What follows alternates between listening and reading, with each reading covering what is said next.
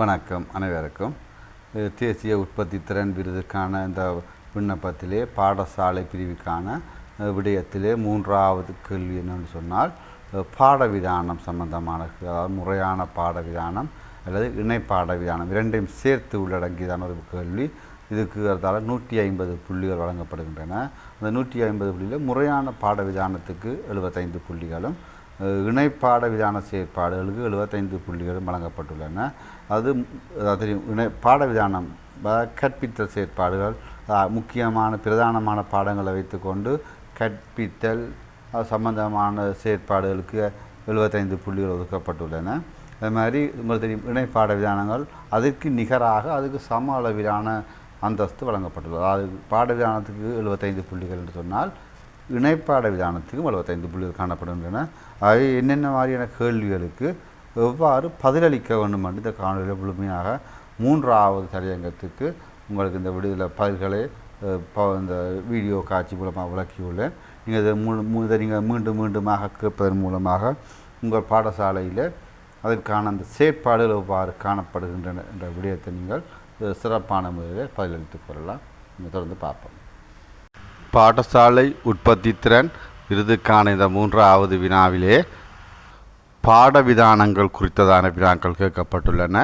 அதாவது முறையான பாடவிதானம் மற்றும் இணை பாடவிதான செயற்பாடுகளை மையமாக வைத்து இங்கே 150 புள்ளிகளுக்கு கேள்விகள் கேட்கப்பட்டுள்ளது. இது அதாவது ஃபோம கரிக்குலம் அண்ட் கோ கரிக்குலம் ஆக்டிவிட்டிஸாக கேட்கப்பட்டுள்ளது. அது முறையான பாடவிதானத்துக்கு 75 புள்ளிகளும், இணை பாடவிதானத்துக்கு 75 புள்ளிகளுமாக 150 புள்ளி வழங்கப்பட்டுள்ளன. அதாவது 2 விடயங்களுக்கும் சரிசமமான அளவு புள்ளிகள். முறையான பாடவிதானத்துக்கும் இணை பாடவிதானத்துக்கும் ஒரே அளவான புள்ளிகள் தான் பிரித்து வழங்கியுள்ளார்கள். இந்த முறைப்பாட விதானத்திலே ஏறத்தாழ 6 அல்லது 7 கேள்விகள் கேட்கப்பட்டுள்ளன. அதில் முதலாவது கேள்வியாக கேட்கப்பட்டுள்ள என்னவென்று சொன்னால், தேசிய கல்வி குறிக்கோள், அதாவது தேசிய மட்டத்தில் காணப்படுகிற கல்வியான குறிக்கோள், பொதுத்திறன்கள் மற்றும் பாடத்திறன்கள் தொடர்பில் பாடசாலை சமூகத்தை தெளிவூட்டுதல். அதாவது இந்த குறிக்கோள்கள், பொதுத்திறன்கள், பாடத்திறன்கள் பற்றிய விடயங்களை பாடசாலை சமூகத்துக்கு எவ்வாறு வினைத்திறனாக தெளிவூட்டியுள்ளீர்கள் என்றுதான் கேள்விகள் கேட்கப்பட்டுள்ளது. அதாவது பாடசாலை சமூகம் என்று சொல்லும் பொழுது யாரை குறிப்பிடுகிறார்கள் என்று சொன்னால், பாடசாலையோடு தொடர்புடைய மாணவர்கள், ஆசிரியர்கள், பெற்றோர்கள் மற்றும் அதோடு தொடர்புடைய ஏனைய துறைசார் உத்தியோகத்தர்கள் எல்லாரையும் உள்ளடக்கிறார்கள். அவர்களுக்கு இந்த பாடசாலையால் எவ்வாறு தங்களுடைய நோக்கம் தெளிவுபடுத்தப்படுகின்றது என்றுதான் கேட்கப்பட்டுள்ளது.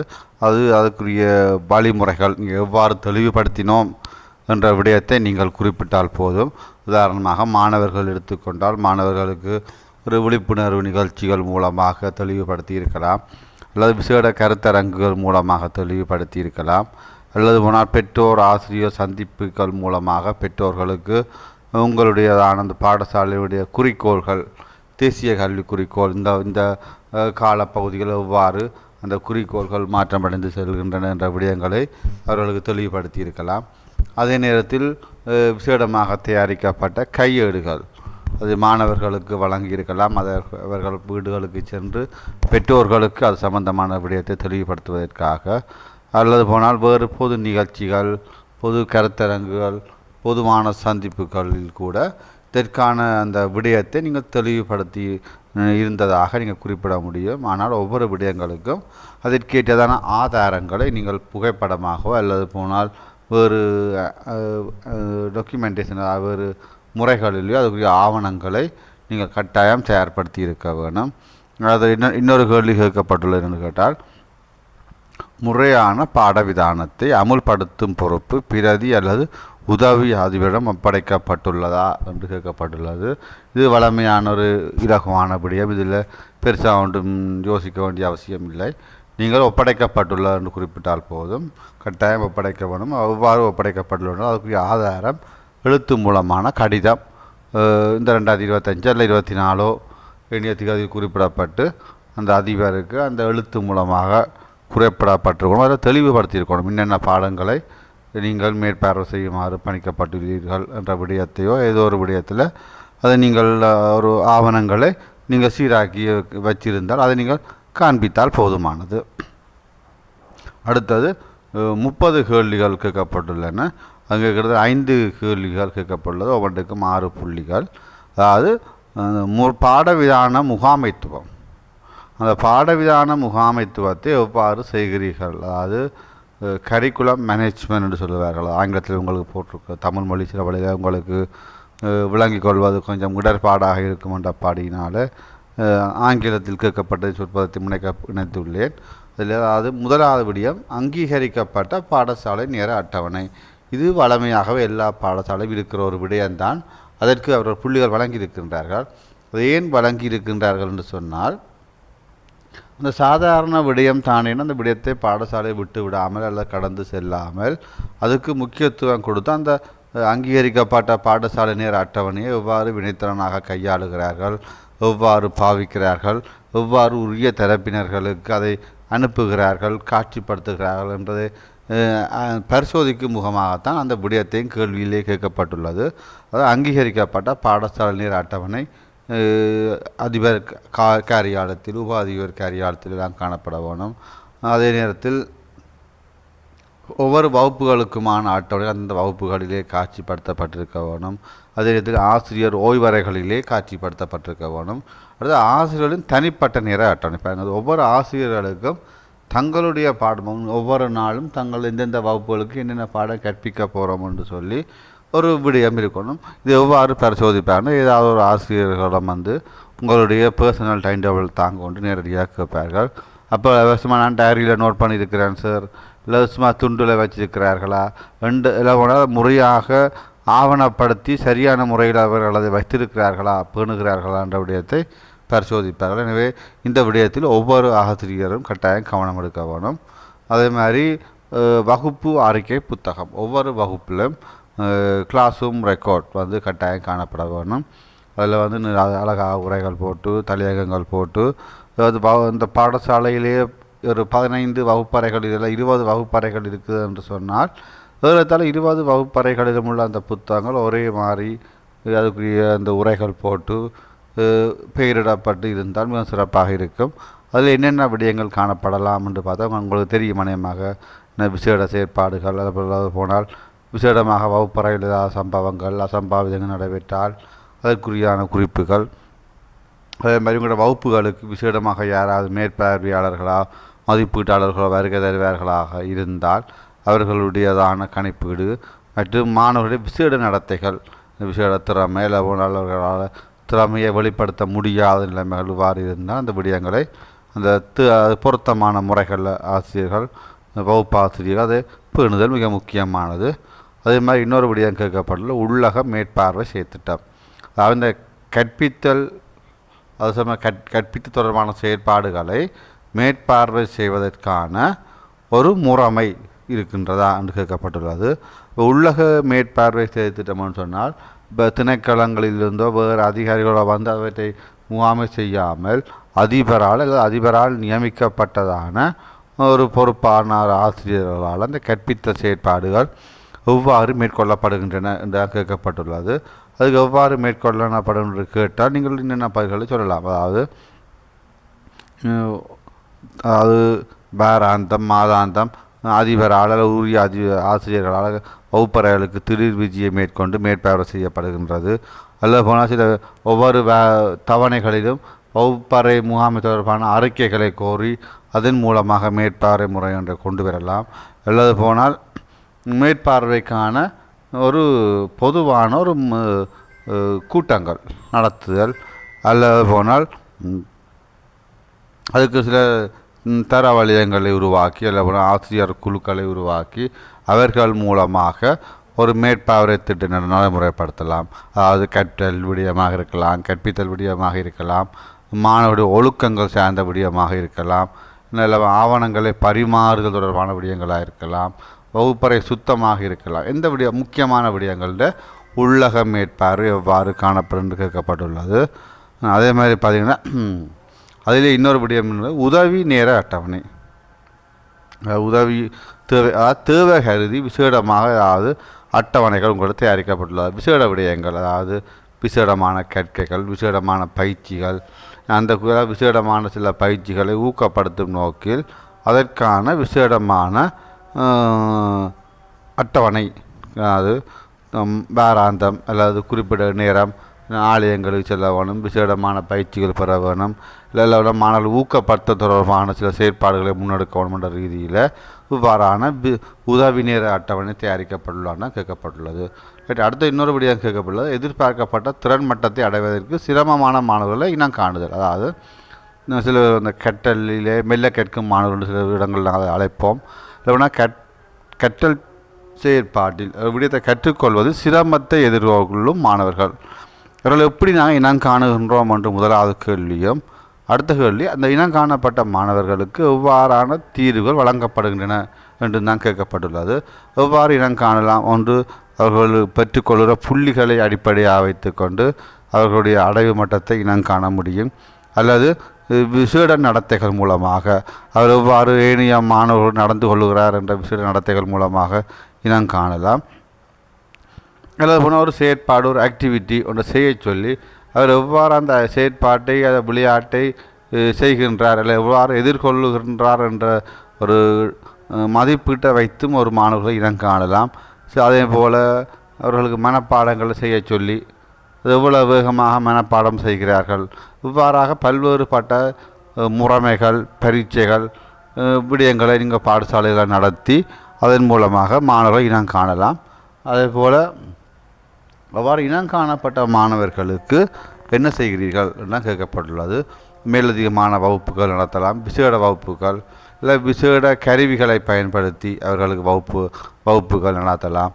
இல்லைன்னா வெளியிடங்களுக்கு அழைத்து செல்ல இன்னொரு பாடசாலைக்கு, இல்லை திணைக்களங்களுக்கு, இல்லை கடற்கரைக்கு, பூங்காக்கு இவ்வாறு அழைத்து சென்று அங்கே வைத்து அவர்களை கற்பித்தல் எல்லாம் இவ்வாறாக செய்யலாம். இல்லை விசேட வகை கற்பித்தல் முறைகள், ஒரு ஸ்மார்ட் போர்டை பயன்படுத்துகிறது, தொலைக்காட்சிகளை பயன்படுத்துகிறது, இவ்வாறு இசைக்கருவிகளை பயன்படுத்துகிறது, அது இந்த எஜுகேஷன் எய்ட் என்று சொல்லலாம், அந்த கற்பித்தல் உபகரணங்களை அதிகம் பயன்படுத்துகிறது. இவ்வாறாக நாங்கள் என்னென்ன முறைகளை நீங்கள் பாவித்தீர்கள் என்று சொன்னால் போதுமான இதுக்குரிய ஆதாரங்களை நீங்கள் வைத்திருக்க வேணும், காண்பிக்க வேணும். அடுத்து இன்னொரு விடயம் கேட்கப்பட்டுள்ளது, அதாவது மாணவர்கள் திறன் விருத்தி தொடர்பான திட்டங்கள். வகுப்பறையில் இல்லை பாடசாலை காண மாணவர்களுடைய திறன்களை விருத்தி செய்வதற்காக என்னென்ன திட்டங்களை நீங்கள் இனம் கண்டு வைத்துள்ளீர்கள், அவற்றை எவ்வாறு அமுல்படுத்துகின்றீர்கள், அடுத்தது அமுல்படுத்தியதன் பின்னர் திறன்கள் அதிகரித்துள்ளதா இல்லை அதே அளவில் இருக்கின்றதா என்பதை மதிப்பீடு செய்தல். அவை 3 விடயம், ஒவ்வொரு செயற்பாடுகளுக்கும் 3 விடயம் குறிப்பிட வேணும். உதாரணமாக தலைமைத்துவ செயற்பாடு என்ற ஒரு திறனை எடுத்துக்கொண்டால் அந்த தலைமைத்துவ செயற்பாட்டை விருத்தி செய்வதற்கு நீங்கள் என்ன திட்டங்களை வைத்துள்ளீர்கள், இல்லை அதை எவ்வாறு அமுல்படுத்தினீர்கள், அடுத்தது அமுல்படுத்தியதன் பின்னர் அவர்கள் தலைமைத்துவம் சார்ந்த பண்பு அதிகரித்துள்ளதா என்பதை எவ்வாறு மதிப்பீடு செய்கின்றீர்கள் என்று எழுதணும். அப்போ தலைமைத்துவ செயற்பாடுன்னு சொல்கிறது ஒரு திட்டம், அதை எவ்வாறு அமுல்படுத்தலாம்? இப்போ ஒரு சங்கங்கள் இருக்குன்னா சங்கத்தில் எல்லாருக்கும் சந்தர்ப்பத்தை வழங்குறது, எல்லாம் அதிகளவான சங்கங்களை உருவாக்கி போட்டு ஒரு சங்கத்தில் ஒரு ஆள் தான் தலைவராக இருக்கலாம், ஒரு ஆள் இன்னொரு சங்கத்தில் தலைவராக இருக்க முடியாது. இவ்வாறு சில பதவிகளை வரையறுக்கும் பொழுது எல்லாருக்கும் சந்தர்ப்பம் கிடைக்கும். இது எப்படி செய்யலாம்? கடைசியாக ஆய்வு படிவம், என்ன ஏதாவது மதிப்பீட்டு படிவத்தின் மூலமாக தலைமைத்துவ பண்பை பரிசோதிக்கலாம். அதே மாதிரி இன்னொரு திறன் எடுத்துக்கொண்டால் பேச்சாற்றல் திறன் விருத்தி என்ற ஒரு விடயத்தை எடுத்துக்கொண்டோமாக இருந்தால் இந்த பேச்சாற்றலை அதிகரிக்கிறதுக்கு என்ன திட்டம்? பேச்சு போட்டி நடத்துதல், பட்டிமன்றங்களை நடத்துதல், இவ்வாறு பொது நிகழ்வுகளில் வரவேற்புரை நடத்துதல், இல்லை பேசுவதற்கு அல்ல இவ்வாறு சந்தர்ப்பங்களை ஏற்படுத்தி கொடுத்தல், இதான் அந்த பேச்சாற்றல் திறனை மேம்படுத்துவதற்கான செயற்பாடு, அமுல்படுத்துவதற்கான செயற்பாடு. அது எவ்வாறு மதிப்பீடு செய்கிறோம்? 3ஆம் நபர்கள் மூலமாக புள்ளிகள் வழங்கலாம், அல்லது போனால் அவருக்கான திருப்தி மதிப்பீடு, அல்ல பெற்றோர் மூலமாக கருத்துக்களை பெற்றுக்கொள்வதன் மூலமாக அவர்களுடைய விடயத்தை நாம் மதிப்பீடு செய்கின்றோம். இவ்வாறு நீங்கள் குறைந்தது 5 திறன் விருத்தி திட்டங்களை குறிப்பிட்டு அவற்றிற்கான பதில்களை வழங்கினால் சிறப்பாக இருக்கும். அடுத்தது பார்த்திங்கன்னா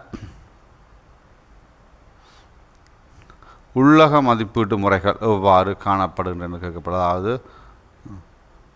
திறன் குறைந்த மாணவர் விருத்திக்காக எவ்வாறு செயற்பாடுகிறார்கள், அதாவது உள்ளக மதிப்புன்னு சொல்லுவாங்க, இன்டர்னல் இவாலுவேஷன், அதாவது திறன் குறைந்த மாணவர்கள் மற்றும் விசேட திறன் விருத்தி செயற்பாடு எவ்வாறு மதிப்பீடு செய்யப்படுகின்றன குறிப்பிட்டால் நீங்கள் போதும். அதாவது பார்த்திங்கன்னா இப்போ உள்ளக மதிப்பீட்டுக்கு வெளிநபர் செய்யாமல் இன்னொரு ஆசிரியரை இன்னொரு வகுப்பறைகளில் போய் மதிப்பீடு செய்யலாம். இல்லை புள்ளிகளை வழங்கி இல்லாட்டி அவரோட 5 கேள்விகளை கேட்டு பார்த்து அவர்களுக்கு பதில்கள் எவ்வாறு வழங்குகிறார்கள் இவ்வாறாக அவர்களிடையே நாங்கள் இனம் காணலாம். இல்லை அவர்களிடம் சில படிவங்களை கொடுத்து அவர்களை பூர்த்தி செய்ய வைத்து அதன் மூலமாக உள்ளக செயற்பாடுகளை, அதாவது திறன் குறைந்த மாணவர்களாக இருக்கலாம், திறன் விருத்தி தேவையான மாணவர்களாக இருக்கலாம், அவர்களிடம் இந்த கற்றல் தொடர்பான விடயங்களை நாங்கள் மதிப்பீடு செய்து கொள்ள முடியும். இது அதில் 2வது பகுதி காணப்படுகின்றது, இணைப்பாட விதானம். அந்த இணைப்பாட விதானத்திலே 1வது கேள்வி கேட்கப்பட்டுள்ளது, இணைப்பாட விதானத்துக்கான வருடாந்த திட்டம், அதாவது ஆனுவல் பிளான் இருக்குதான்னு கேட்கப்பட்டுள்ளது. அதாவது ஆனுவல் பிளான் எவ்வாறு காணப்படணும் என்று சொன்னால் 3 விடயம் காணப்பட வேணும். 1வது இணைப்பாட விதான செயற்பாடுகள், அடுத்ததாக இணைப்பாட விதானத்துக்கான பொறுப்பளிக்கப்பட்டதான ஆசிரியர் குழாம் அல்லது ஆசிரியர் அல்லது தரவட்ட குழு யாரையும் போட்டுக்கொள்ளலாம். சில சந்தர்ப்பங்களில் இணைப்பாட விதானங்களை விருத்திக்கு தரவழிய மூலமாக அபிவிருத்தி செய்யலாம். எல்லாம் போனால் விசேடமான ஒரு ஆசிரியர் குழுக்கள் காணப்படலாம். இல்லை தனிப்பட்ட ரீதியில் ஆசிரியரிடம் அந்த பொறுப்பை வழங்கலாம். அடுத்ததாக எந்த மாதம் நடத்தப் போகின்றோம் என்று குறிப்பிட வேணும். உதாரணத்துக்கு இல்லை விளையாட்டு போட்டின்னு சொன்னால் அது ஒரு குழு விட்டு கையளிக்கப் போகிறோமா, தனி ஆசிரியராக, பொறுப்பளிக்கப்பட்ட ஆசிரியர் யார், இல்லை பொறுப்பளிக்கப்பட்ட குழு. அடுத்தது போடணும், அது எந்த மாதம் நடத்தப் போகின்றோம்.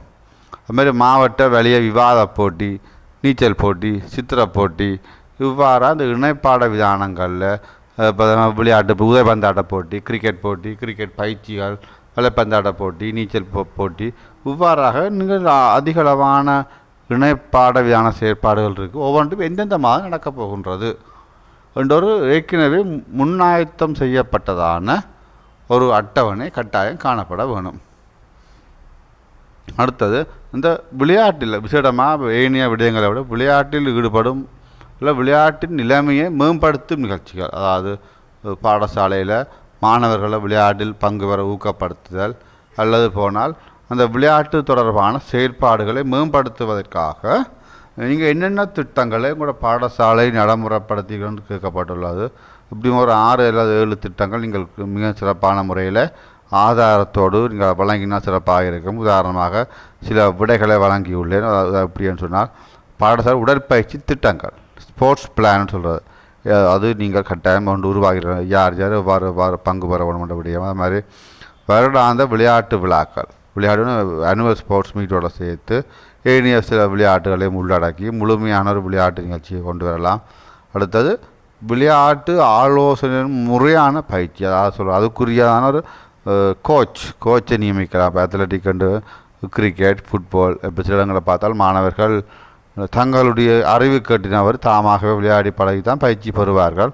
அந்த இடத்துல ஒரு விசேடமான ஒரு பயிற்றுவிப்பாளரை நீங்கள் ஒழுங்கு செய்து அவர் மூலமாக அந்த பயிற்சியை வழங்குதல். அதுமாதிரி உடற்பயிற்சிக்கு அழகு நவீனமயப்படுத்தல் என்று நீங்கள் ஒரு விடத்தை செய்யலாம். என்ன அந்த உடற்பயிற்சி அழகுக்குள்ளே போனால் தேவையான நிறைய போஸ்டர்களை போட்டு அதுக்கு தேவையான உபகரணங்களை நீங்கள் களஞ்சியப்படுத்தி வைக்கிறது, அதுக்குரிய டைம் டேபிள்களை போட்டு அதன் மூலமாக பயன்படுத்த சொல்கிறது, வீடியோ காட்சிகளை போடுறது, இவ்வாறு நவீனமயப்படுத்தப்பட்ட உடற்பயிற்சி அழகுகளை நீங்கள் உருவாக்கும் பொழுது மாணவர்களுக்கு உற்சாகமாக இருக்கும். அது ஸ்கில் கேம்ப்னு சொல்கிறது, திறமை முகாம்கள், விசேட வகையான முகாம்களை ஒழுங்குபடுத்துறது, இல்லை வெளியில் நடக்கும் முகாம்களுக்கு மாணவர்கள் அழைத்து செல்வது, நீளம் பாய்தல், உயரம் பாய்தல், கோல் ஊன்றிப்பால் போன்ற விசேட முகாம்களை ஒழுங்கு செய்து அதற்கு மாணவர்கள் பயிற்சி வழங்கலாம். அதுமாதிரி திறமையாளர்களை கண்டறிந்து அவர்களை பயிற்சிக்கு வழி நடத்துறது, ஸ்பெஷல் கோச் கேம்ப். அதே நேரத்தில் விசேடமான மாணவர்களுக்கான உதவிகள் தேவைப்படும் பொழுது அவர்கள் அந்த உதவிகளை வேறு நலன் விரும்பிகள் அமைப்புகள் மூலமாக பெற்றுக் கொடுக்கலாம். இவ்வாறு பல்வேறுபட்ட திட்டங்கள், சீருடைகளை மாணவர்களுக்கு பெற்று வழங்குதல், இவ்வாறாக இந்த விளையாட்டுத்துறையை மேம்படுத்துவதற்கு என்ன செய்கிறீர்கள் என்று கேட்கப்பட்டுள்ளது.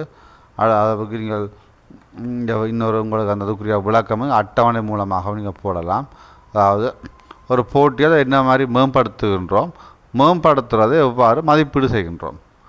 எவ்வாறு முதல் நீங்கள் ஆரம்பத்தில் உதயபந்தாட்டம் விளையாடுற மாணவர்கள் ஒரு 40 மாணவர்கள் இருந்திருக்கலாம். இப்பொழுது பார்த்தால் மேம்படுத்தல் திட்டங்கள் செய்த பிறகு 50 மாணவர்கள் ஒரு 120 மாணவர்களாக மாறியிருக்கும். உதாரணத்துக்கு ஒரு உதாரணம் நான் குறிப்பிட்டுள்ள அப்படின்னு கேட்டால், உதாரணம் கிரிக்கெட் விளையாட்டுன்னு சொன்னால், இப்போ அதுக்கு எவ்வாறு மேம்படுத்த திட்டம். இப்போ 18 வயதின் கீழ் ஏற்கனவே ஒரு அணி தான் இருந்தது என்று சொன்னால், இப்பொழுது 2 அணி ஏபிசி என்றெல்லாம் 3 அணிகளை உருவாக்கலாம். இப்போ 3 குழுக்களை சகல மாணவர்களையும் விளையாட வைக்கும் பொழுது இந்த கிரிக்கெட் போட்டியிலே விளையாட்டிலே பங்கு பெறுகின்ற மாணவர்களுடைய எண்ணிக்கை அதிகரிக்கும். இது அந்த மேம்படுத்தலை எவ்வாறு குறிகாட்டி மூலமாக மதிப்பிடுகிறீர்கள் கட்டாயம் குறிப்பிட வேணும். அடுத்த பாடசாலை சங்கங்கள் சார்ந்த செயற்பாடு கேள்வி கேட்கப்பட்டுள்ளது. இப்போ பாடசாலை சங்கங்கள் என்னென்ன காணப்படுகின்றன, அவற்றின் செயற்பாடுகள் என்னென்ன இருக்கின்றன என்று நீங்கள் குறிப்பிட வேணும். உதாரணமாக அதாவது மாணவர் சார்ந்த சங்கங்களாக இருக்கலாம், ஆசிரியர் மாணவர் சார்ந்த சங்கங்களாக இருக்கலாம், அது மாதிரி முன்னாள் மாணவர்களை மையப்படுத்தி உருவாக்கப்பட்ட சங்கங்களாக இருக்கலாம், இல்லைன்னா பெற்றோர்களை மாணவர்கள் ஆசிரியர்களை மையப்படுத்தி உருவாக்கப்பட்ட சங்கங்களாக இருக்கலாம். உதாரணமாக மாணவர் சங்கம் என்று கேட்டால் அறிவியல் இலக்கியம் சார்ந்த விடயங்கள், அது மாதிரி ஆங்கிலம் சார்ந்த ஆங்கில சங்கம், அதாவது கிறிஸ்தவ சங்கம், இஸ்லாமிய சங்கம், இவ்வாறான சங்கங்கள். அதே மாதிரி முன்னாள் மாணவர்களை மையப்படுத்தியதான சங்கங்கள் பாடசாலையில் வளர்ச்சியை நோக்கமாக கொண்டு காணப்படும். இசை நிகழ்ச்சி நடாத்துறது, ஒரு போட்டிகள் நடாத்துறது, அவர்கள் மூலமாக கண்காட்சிகள் நடாத்துறது, இவ்வாறான சங்கங்களை உருவாக்கலாம். ஆசிரியர் மாணவர்களை மையப்படுத்திய சங்கங்கள் உருவாக்கலாம். அதே மாதிரி இப்போ சாரணர் சங்கம், இன்டர்நெட் கழகம், அதே மாதிரி இப்போ கைட்ஸ்ன்னு சொல்கிறாங்க, பெண் சாரணியர் சங்கம், முதலுதவி சங்கம், இவ்வாறு பல்வேறுபட்ட சங்கங்கள் என்னென்ன செயற்பாடுகளை முன்னெடுக்கின்றன. ஒவ்வொரு சங்கங்களையும் ஒரு பக்கம் அட்டவணையில் நீங்கள் குறிப்பிட்டு அடுத்த பகுதியில் ஒவ்வொரு சங்கங்களும் என்னென்ன செயற்பாடுகளை முன்னெடுத்திருக்கின்றன என்று குறிப்பிட்டால் போதுமானது.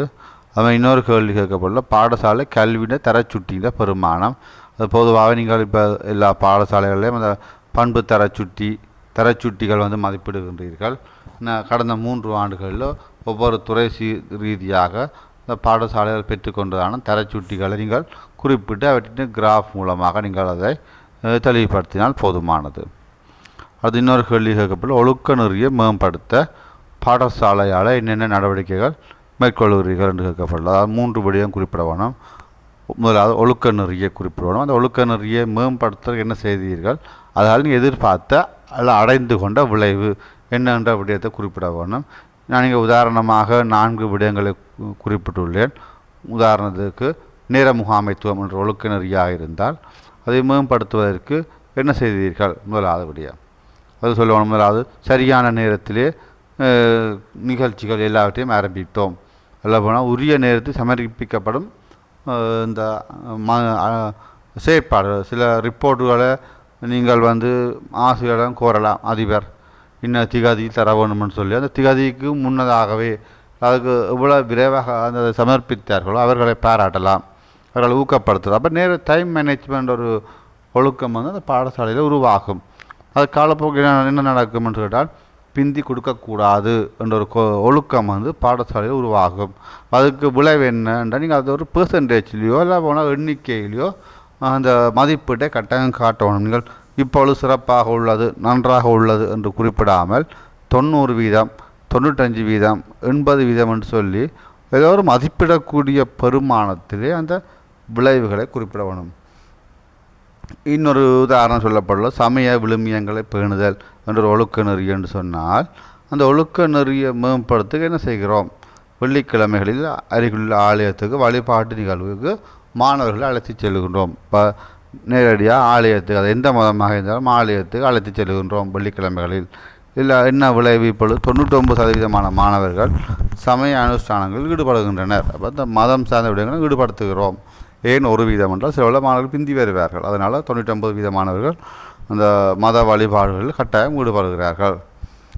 நேரத்துக்கு பாடசாலை சமூகம் அளித்தல் என்ற ஒரு ஒழுக்க விழுமியம் இருந்தால் அதை எவ்வாறு மேம்படுத்துகிறோம், பிந்தி வரக்கூடாது என்ற ஒரு கொள்கையை உருவாக்கி, பிந்தி வந்தால் தண்டனை இல்லை சில பாடசாலை செய்கிறார்கள் அப்படின்னு கேட்டால் தாமதமாக வரும் மாணவர்களுக்கு ஆங்கில சொற்களை மனப்பாடம் செய்ய வைக்கிறது.